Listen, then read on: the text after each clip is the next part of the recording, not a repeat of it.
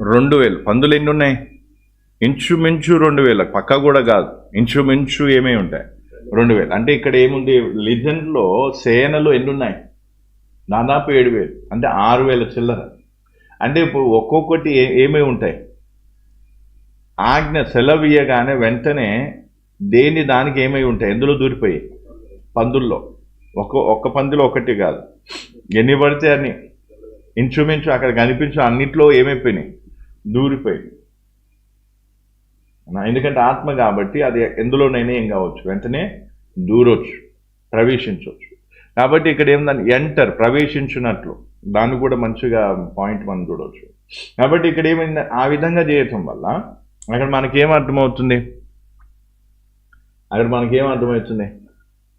సేన ఏం చేసింది? 6000 చిల్లర మంది, 6826 దుష్టాత్మలు అనుకో.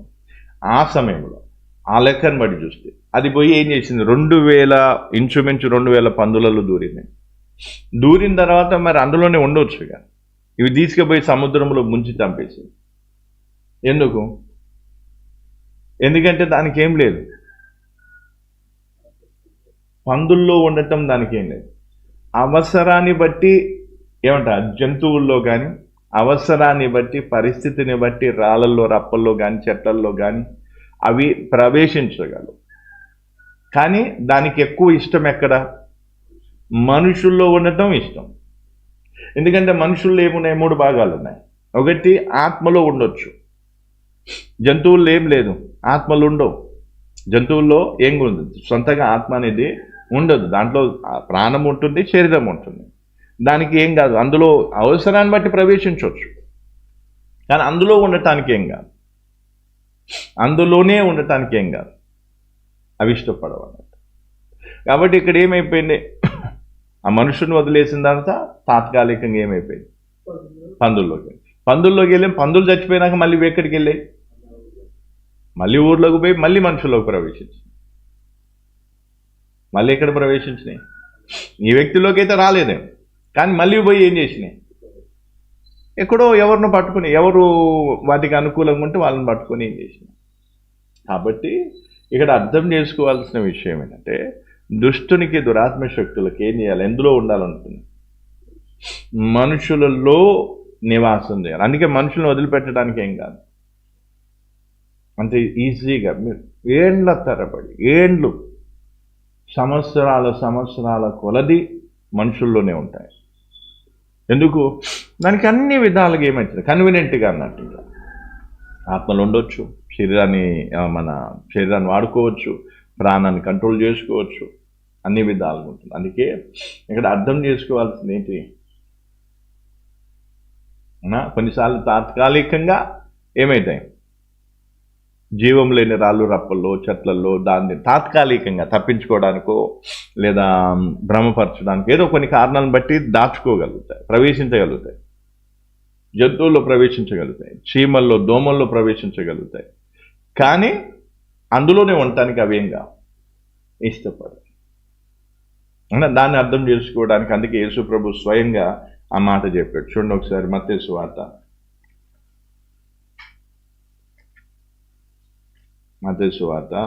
12వ అధ్యాయము 43, 44, 45.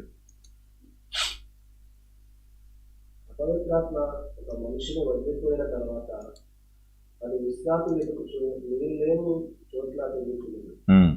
విశ్రాంతి దొరకనందున, విశ్రాంతి ఏంటిది? విశ్రాంతి అంటే ఒక మనుషుని హృదయాన్ని ఏం చేసినప్పుడు, ఒక మనుషుని వదిలిపోయినప్పుడు, అపవిత్రాత్మ ఒక మనుషుని వదిలిపోయిన తర్వాత దానికి ఏం కొదువైంది, కరువైంది? విశ్రాంతి. అదే మనుషులు ఉన్నంతసేపు దానికి ఏముంది? విశ్రాంతి ఉంది. ఇక్కడ ఏముందంటే, అందుకే ఇక్కడ 43 కదా ఇంగ్లీష్లో చూడండి.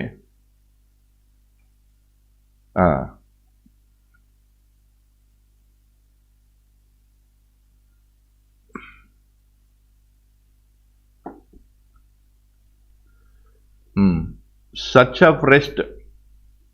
ఇక్కడ ఏముందంట? విశ్రాంతి అంటే such of place in such of rest. అంటే ఇప్పుడు మనం ఏదన్నా ఊరికి వెళ్ళగానే వెంటనే మనం ఏం చేస్తాం? ట్రైన్ దిగగానే వెంటనే ఎక్కడికి పోతాం? ఎందుకు? రెస్ట్ తీసుకుంటా. ఏమో బస్ స్టాండ్లో ఉండొచ్చు, లేదా రైల్వే స్టేషన్లో ఉండొచ్చు, చెట్టు కింద ఉండొచ్చు, లేదా రోడ్డు పక్కన ఎక్కడ పడి ఉండొచ్చు కదా. ఎందుకు? అక్కడ ఏం దొరకదు మనకి? విశ్రాంతి దొరకదు. అట్లనే అపవిత్ర ఆత్మ కూడా ఏం చేస్తుంది? దానికి ఏం ప్లేస్ కావాలి? ఏం ప్లేస్ కావాలి? రెస్ట్ తీసుకునే ప్లేస్ కావాలి. అదేం ప్లేసు? రెస్ట్ తీసుకునే ప్లేసు మనిషి, మనుషుని ఆత్మ.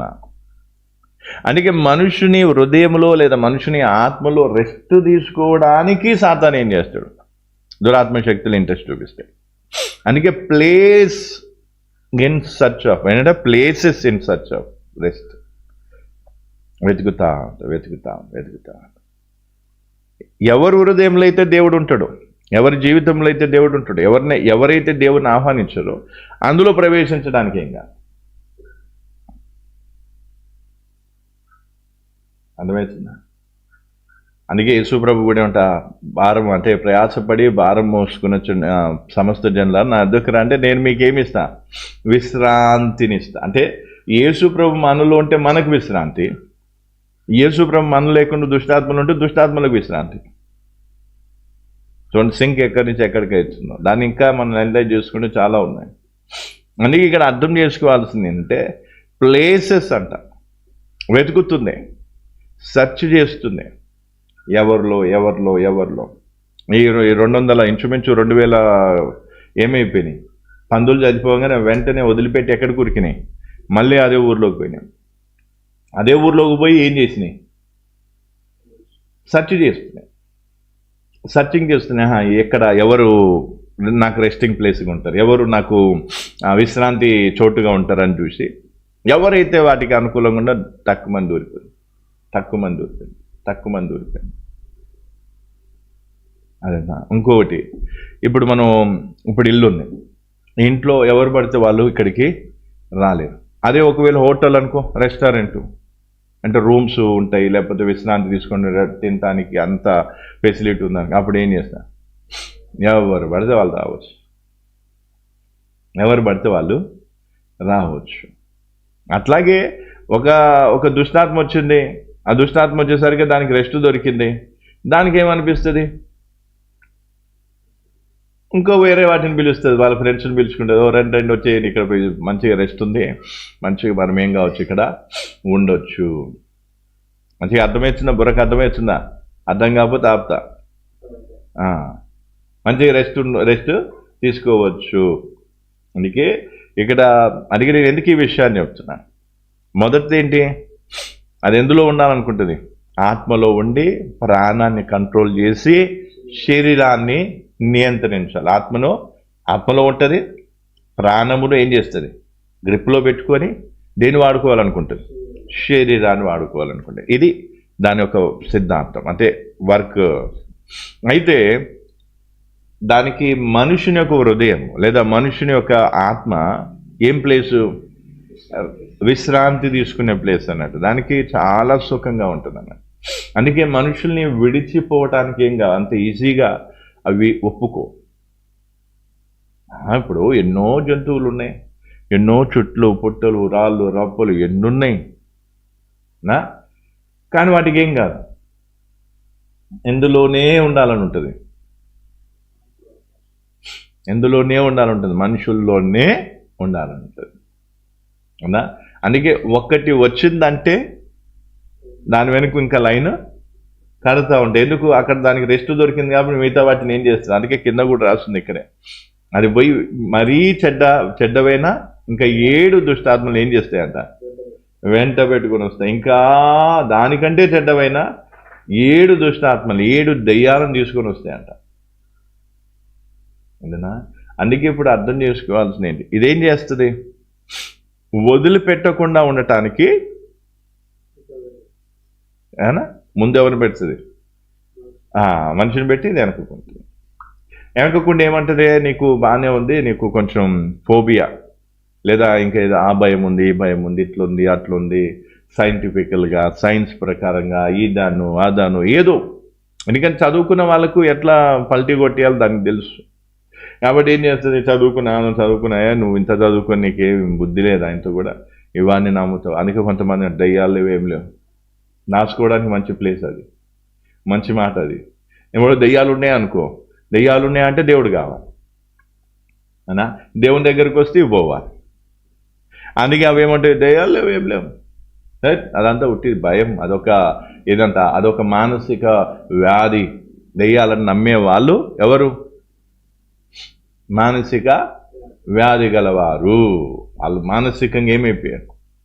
అందుకే వాళ్ళకి ఏం కావాలి, మానసికంగా టాబ్లెట్లు ఇచ్చి, ఇంజక్షన్లు ఇచ్చి, అది చేసి ఇది చేసి వాళ్ళను మెంటల్గా ఏం చేయాలి అనా.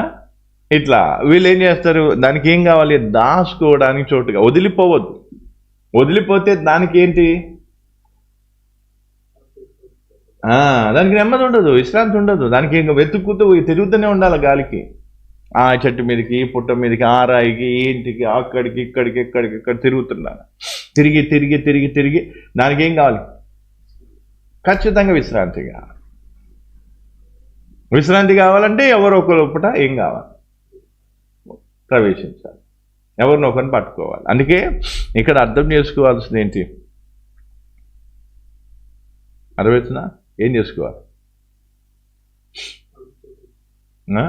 ఫస్ట్ విషయం, పోలీసుని చూసి దొంగలు ఏమవుతుంది, నాచుకుంటాడు. అట్లనే అధికారం కలిగిన సేవకుని ముందుకు రావడానికి దుష్టాత్మలు ఏమవుతాయి, భయపడి దాచుకోవడానికి ప్రయత్నం చేస్తాయి. ఫస్ట్ విషయం. ఇప్పుడు ఎందుకు దాచుకోవాలనుకుంటున్నాయి,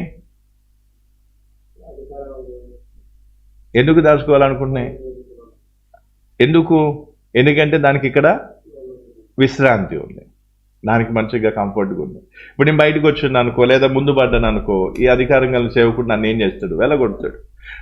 వదిలి వెళ్ళిపోతే వేరే దొరకవని కాదు, దొరికినా కానీ దీనికి అలవాటు పడిపోయింది. దీనికి ఏమైంది,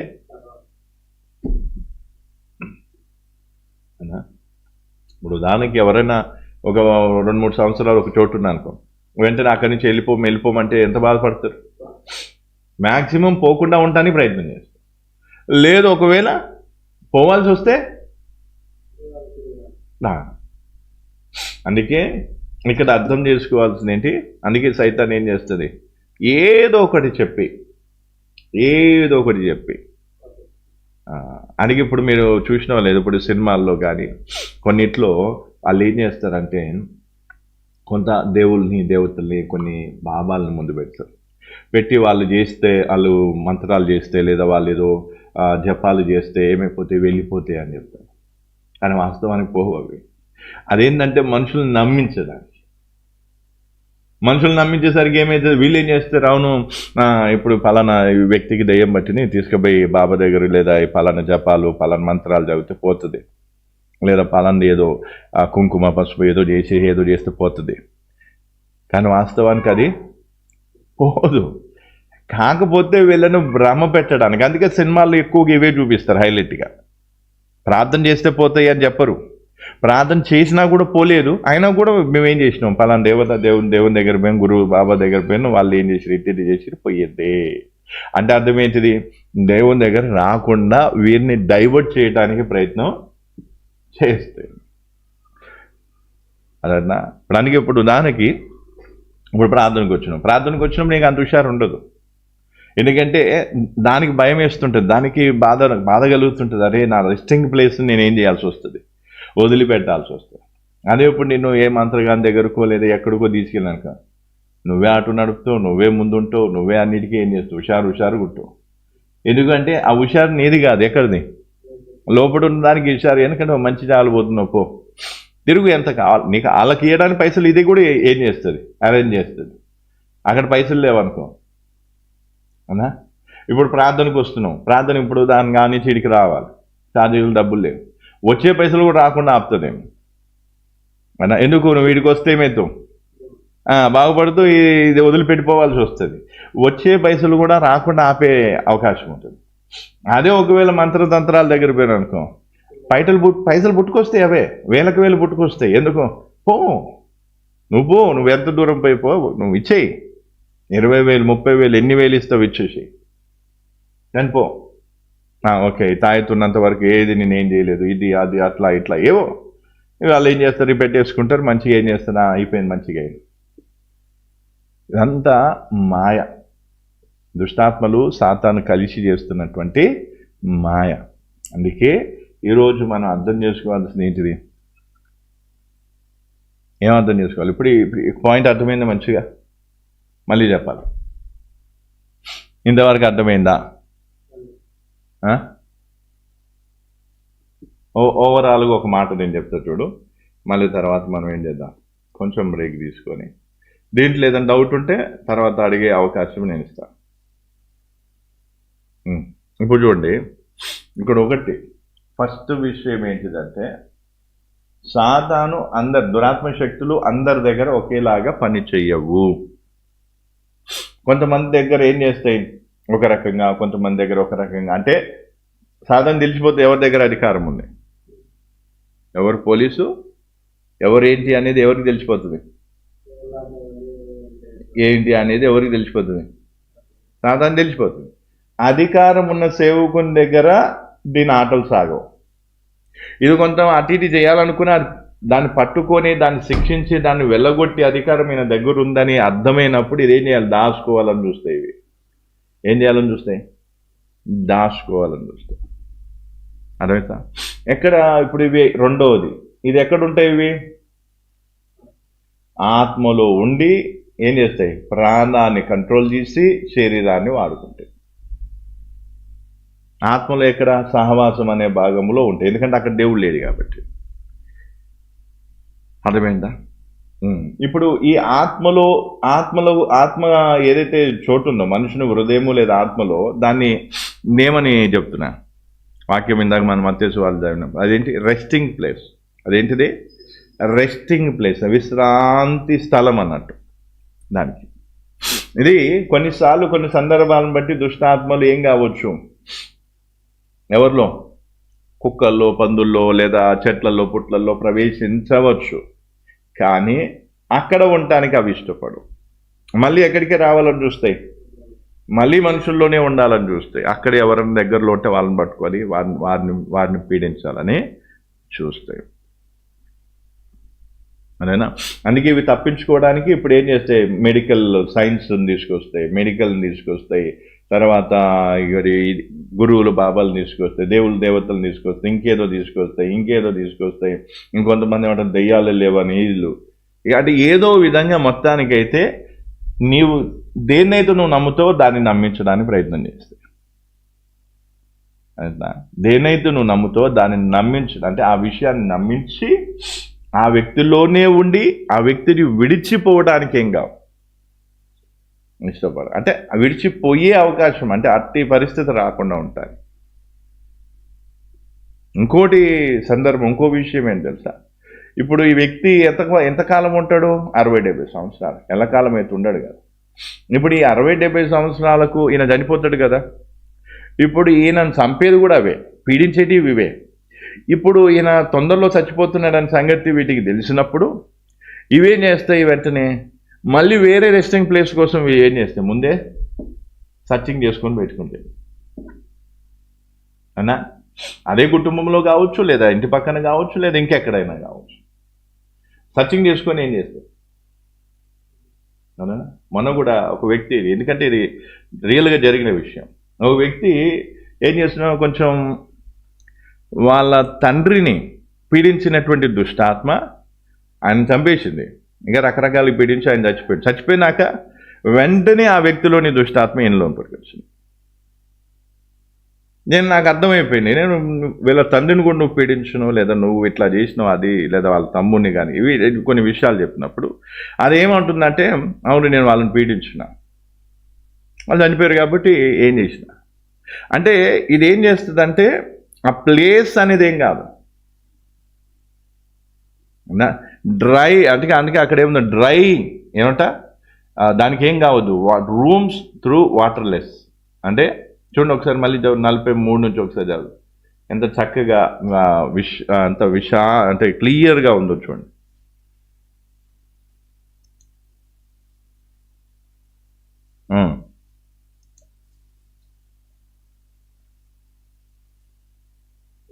మత్తయి సువార్త 12వ అధ్యాయము 43వ వచనం నుండి.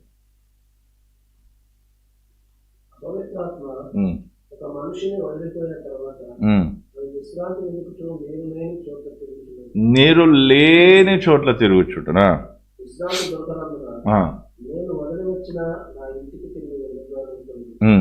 వచ్చి ఆ ఇంట ఎవరినో లేక అది మూర్చి అమర్చి ఇంట చూచి వెళ్ళి తనకంటే సిద్ధమైన మరియు దైవంలో వెతకుతుంది. అది దానిలో ప్రవేశించి అక్కడనే కాపురముంది. నేను ఆత్మ దుష్టాత్మలతో పోరాటం చేసినప్పుడు కూడా అవేమంటాయండి, ఇదిగో మా అక్క, ఇదిగో మా తమ్ముడు అని ఆ దుష్టాత్మ అంటే ఎవరు వీళ్ళే నీకేమవుతారు అంటే మా అక్క, వీళ్ళు ఏమంటారు మా తమ్ముడు అంటే అవి ఏం చేస్తాయి అంటే ఒక్కదానితో ఏం కావు. ఇప్పుడు ఈయన కూడా ఇప్పుడు అవి మార్క్స్ వార్తలు మనం చూస్తే సేన అంటే 6826 దుష్టాత్మలు అంటే మొదట ఎన్ని ప్రవేశించుంటాయి? ఒక్కటి. ఆ ఒక్కటి ప్రవేశించి ఆ ఒక్కటి ఏం చేసింది, మిగతా స్నేహితులందరినీ తెచ్చుకుంది. అట్లా పెరిగి పెరిగి పెరిగి పెరిగి పెరిగి ఎంతవరకు అయిపోయింది, ఒక సేనలాగా తయారైపోయింది. అందుకే దీంట్లో ఎవరు ఉంటారు, మాస్టర్ పీస్ అంటే మెయిన్ శక్తి ఒకటి ఉంటుంది, అదే వీళ్ళందరినీ తీసుకొస్తుంది. అది దాన్ని పట్టుకొని దాన్ని వెళ్ళగొడితే మిగతావన్నీ కూడా ఏమైపోతాయి. అందుకే ఇప్పుడు చూడు మార్క్స్ వార్త ఒకసారి మళ్ళీ చదవండి. మార్క్స్ వార్త 5వ అధ్యాయం 8వ వచనం ఒకసారి చదవండి.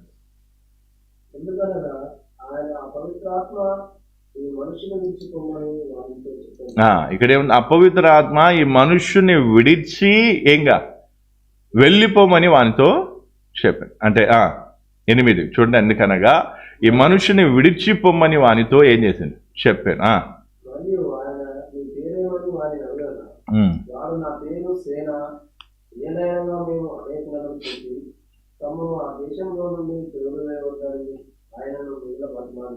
ఇక్కడ ఎవరు మాట్లాడుతున్నారు?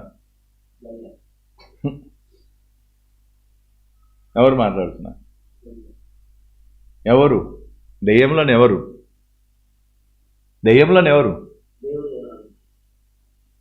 మళ్ళీ చదువు 8 మళ్ళీ ఒకసారి చదువు. అక్కడ ఇందాక చెప్పినా క్లియర్గా, దాంట్లోనే ఆన్సర్ ఉంది.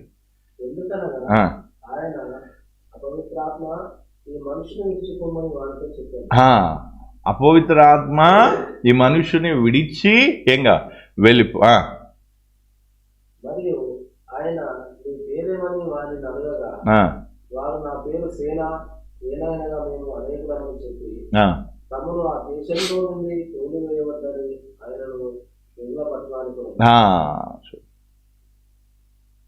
చూడండి, ఇక్కడ ఎవరు మాట్లాడుతున్నారు?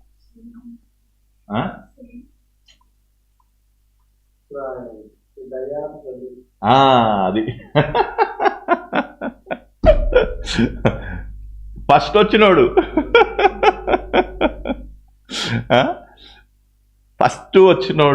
అందుకే యేసుప్రభు ఎవరిని పట్టుకున్నాడు? ఫస్ట్ వచ్చినోడిని పట్టుకున్నాడు. ఏమన్నాడు? నువ్వేం చెయ్యి. అందుకే ఇక్కడ ఉన్న అపవిత్ర ఆత్మలు అని లేదాడా, అపవిత్ర ఆత్మ అంటున్నాడు. అంటే ఎవరు?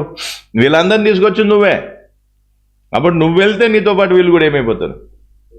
వెళ్ళిపోతారు. కాబట్టి నువ్వు వెళ్ళు బయటికి అనగానే. అందుకే అక్కడ చాలా స్పష్టంగా ఏమని రాస్తుంది. అందుకే ఏమంటా, ఇక్కడ ఏమంటున్నాడు, మేము తమ్మును, ఇక్కడేమంట, నా పేరు సేన ఏలే అనగా మేము అనేకులం అని చెప్పి, నా పేరు అంటున్నాడు, మేము అంటున్నాడు. అంటే అర్థం ఏంటిది? ఫస్ట్ ఏకవచనం ఉంది, తర్వాత బహువచనం వచ్చింది. అంటే మొదటోడు మాస్టర్ అన్నట్టాడు, పెద్దోడు. ఇప్పుడు ఈ పెద్దోడు వచ్చి ఏం చేసిండు, ఈ చిన్న వాళ్ళందరినీ బచ్చగాలని తీసుకొచ్చిండు అన్నట్టు. వీళ్ళందరూ వచ్చి జమ అయిపోయారు అలా. యేసుప్రభు ఏమంటున్నాడు, ఇప్పుడు ఈ బచ్చగాలను పట్టుకుంటే సరిపోయేం కాదు పని. పాయింట్ దేని పట్టుకోవాలి? ఫస్ట్ వచ్చినోని పట్టుకోవాలి. ఫస్ట్ వచ్చినోని గల్ల పట్టుకుంటే ఏమవుతుంది? భయపడు కాదు, అయిపోయింది, పరిష్కారం అయిపోతుంది. అదేనా? కొన్ని సందర్భాలు ఏం చేస్తే ఇప్పుడు, ఎందుకంటే నాకు కూడా కొంచెం సేవలో అనుభవం, అంటే పోరాటంలో కొంతవరకు అనుభవం ఉంది, కొంత అప్పట్లో లేనప్పుడు కొంత అవి ఏం చేసేదంటే ఈ బచ్చగాలను ముందు పెట్టేవి. మెయినోడు ఉంటాడు ఒకటి. అది స్త్రీయా పురుషుడా ఆ పేరా ఈ పేరా రెండో విషయం. మెయిన్ దుష్టాత్మ ఏదంటే ఫస్ట్ వచ్చిన దుష్టాత్మ ఉంటుంది కదా, తర్వాత తెచ్చిన దుష్టాత్మలు ఉంటాయి కదా, అది ముందు పడకుండా ఈ తెచ్చిన వాళ్ళని ముందు పెడతా ఉంటుంది. ఎందుకంటే ఇది ముందు వచ్చింది అనుకో, ఇది వెళ్ళిపోతే మిగతా అని ఏం కావాలి, వెళ్ళిపోవాలి, తప్పదు. అందుకే అక్కడ చాలా స్పష్టంగా తమ్మును ఆ దేశము నుండి తోలివేయొద్దని ఏమంట ఆయనను మిగుల బతిమాలుకొనెను. ఎవరు బతిమలాడుకుంటున్నారు? 10వ వచనంలో చాలా స్పష్టంగా ఏముంది ఇంగ్లీష్లో, ఏమంటే హీ బిగేన్ బెగ్గింగ్ హిమ్. ఏమంట అంటే ఎవరైతే మెయిన్ పర్సన్ అంటే మెయిన్ శక్తి ఉందో అది ఏం చేస్తుంది, మమ్మల్ని ఎలగొట్టొద్దు. ఎందుకంటే నేను ఎక్కడ ఉంటే వీళ్ళు కూడా అక్కడనే ఉంటారు. అందుకే ఇన్ని రోజులు మేము కలిసి ఉండి ఏం చేసినాం, కాపురం చేసినాం, కాబట్టి మేం కావాలి. అందుకే అవి ఏం చేస్తున్నాయి, మమ్మను అవేం కావాలంటే అది ప్రాణం ఇది వెళ్ళిపోవచ్చు, అది వెళ్ళిపోవచ్చు, అవి ఎక్కడ పడితే అక్కడ చిందరవందర అయిపోవచ్చు. కానీ చిందరవందర అయిపోవడానికి వాటికి ఏం లేదు, ఇష్టం లేదు. అందుకే ఏమన్నాడు, అందుకే అవి కూడా చూడండి ఇక్కడ ఏమంట పందులను ఎంచుకున్నాయి. ఎందుకు? అక్కడ ఒకవేళ కుక్కలున్నా లేకపోతే ఇంకేనా వాటికి తెలుసు దేవుడు మనుషుల్లో ఉండటానికి అనుమతి ఇవ్వడానికి సంగతి ఎవరికి తెలుసు, సాధారణ తెలుసు. అందుకే ఆ మనుషుని విడిచిపెట్టమని దేవుడు యేసుప్రభు ఆజ్ఞాపించినప్పుడు దాన్ని వీళ్ళు ఏం చేసిన సాధారణ తెలుసు. అందుకే ఏం చేసిండు, టెంపరవరీగా ఎక్కడికి వెళ్ళిపోదా, ఎక్కడికి వెళ్ళిపో పందులు. ఎందుకు?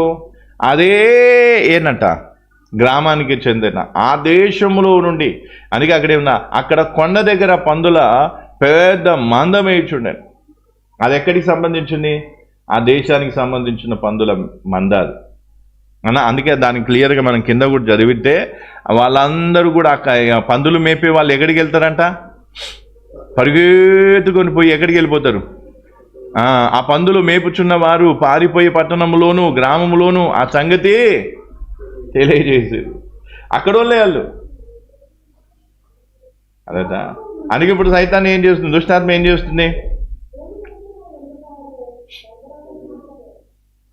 దుష్టాత్మ ఏం చేస్తుంది, బతిమలాడుతుంది. ఏమంట, మమ్మల్ని వేరు చేయకు ఒకటి, రెండవది మమ్మల్ని ఈ ఊరు నుంచి ఏం చేయకు, వెళ్ళగొట్టుకు, ఆ పందుల్లోకి వెళ్తా. దేవుడు యేసుప్రభు తెలియదు ఆ పందులు చచ్చిపోతాయని, అందులో పంపిస్తే యేసుప్రభు అంటే అవి చంపేస్తాయని యేసుప్రభు తెలియదా?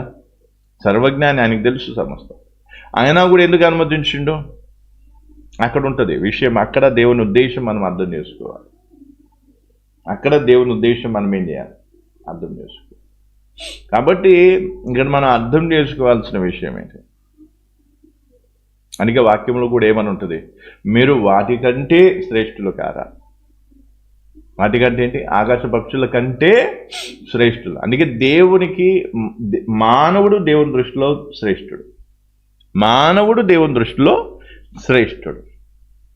పందులు, ఆకాశ పక్షులు ఇవన్నీ కాదు శ్రేష్టమైన. మానవుని కోసం ఇవేమయ్యా సృష్టింపబడ్డా. ఈ రోజుల్లో ఏం జరుగుతుంది బయట? ఇప్పుడు ఏమంటా, ఈ బీఫ్ డిన్నర్ అని ఎంతమంది కొట్టి చంపుతున్నారు. సరే, ఇప్పుడు వాళ్ళు ఇప్పటి నుంచి కాదు కదా, ఏళ్ళ నుంచి వాళ్ళు తింటున్నారు, తాగుతున్నారు. కాకపోతే మనం ఆ విషయంలో ఏం కావాలి, ఇతరులకు అభ్యంతరకరణంగా ఉన్నప్పుడు మానుకోవడం మంచిది.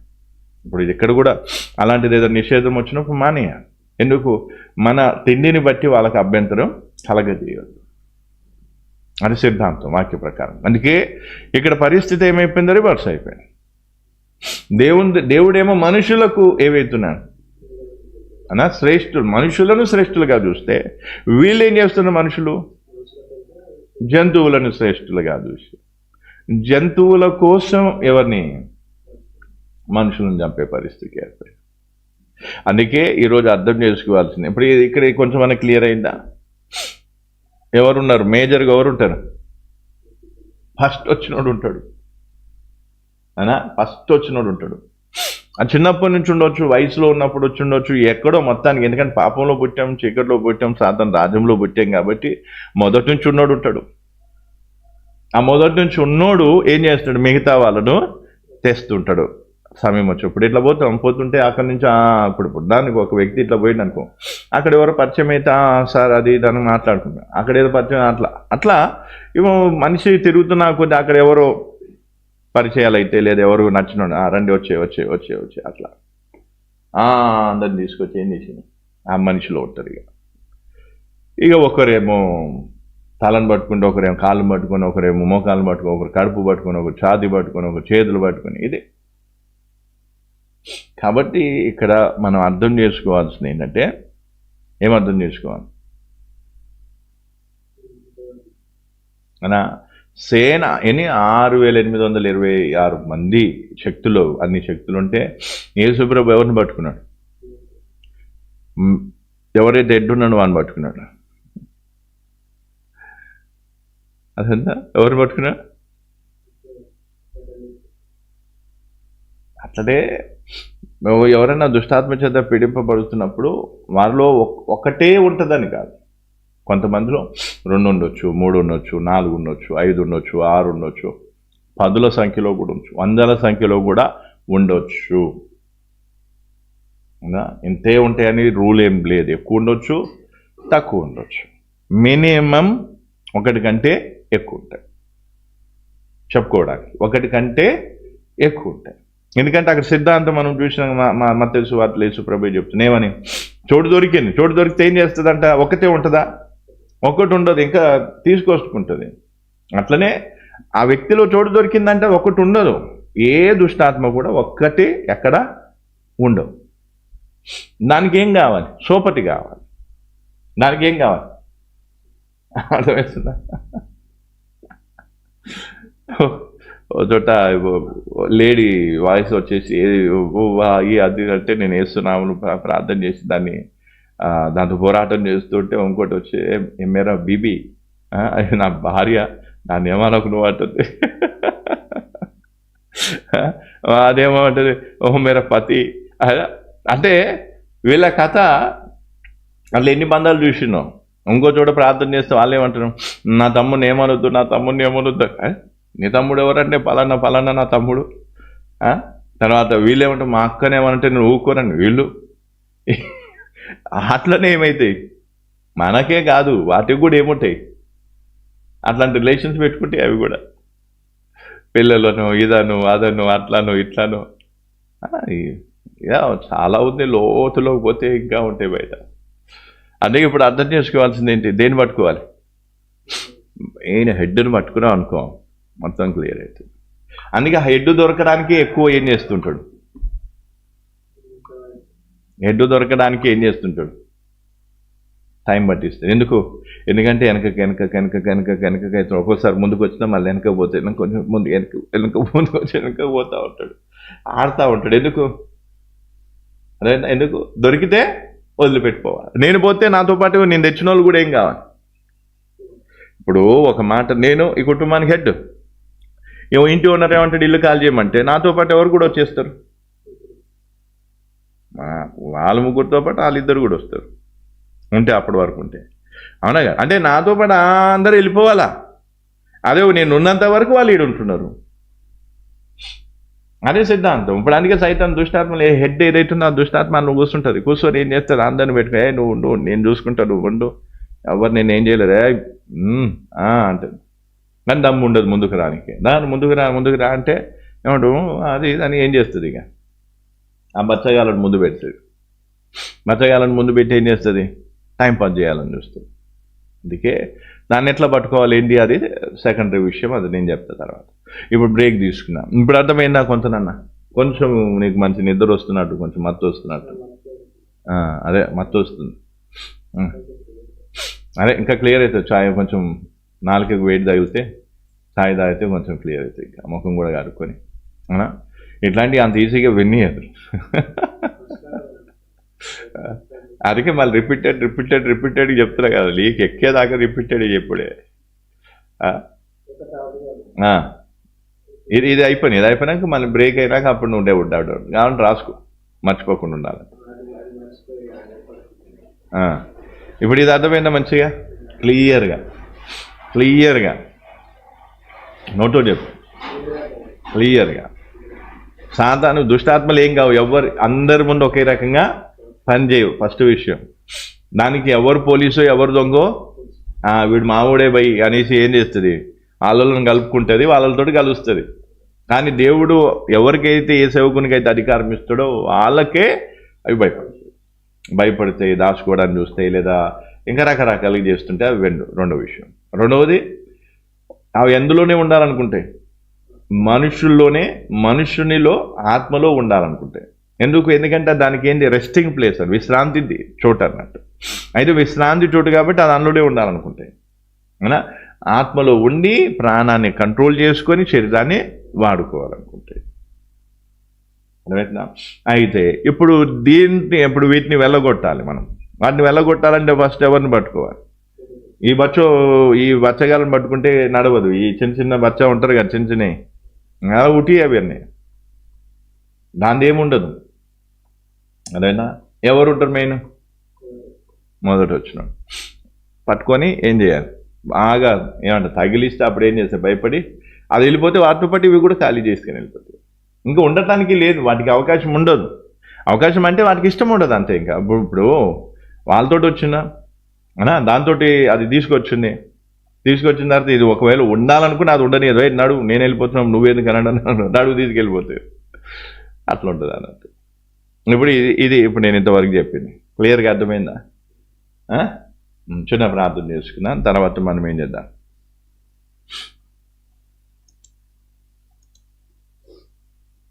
పరిశుద్ధుడా తండ్రి, నీ కొందనాలు స్తోత్రాలు నాయన. ఈ మాటలు ఒక్కొక్కరి హృదయాల్లో నేను కట్టి ఫలింపచ్చు. నీ కుమారుడు కూడా మాటలు విని ఉన్నాను. ఆ మాటలు చక్కగా అర్థం చేసుకుని దాని ప్రకారంగా ప్రార్థించుటకు నువ్వు సహాయం చేయి. మిగతా విషయాలన్నింటిలో జోక్యం చేసుకుని నడిపించి మేము ఘనత పొందుకున్నాం. దుష్టుని క్రియలు, వాటి ప్రభావం అంతటినీ లయపరచు. ఇంకా సాతాను యొక్క తంత్రాలు, వాటి కుయుక్తి, వాటి విషయాలను ఇంకా పూర్తిగా మాకు బయలుపరచమని సమస్త మహిమ ఘనత నీకు ఆరోపిస్తూ యేసు క్రీస్తు నామమున అడిగి వేడుకుంటున్నాను తండ్రి.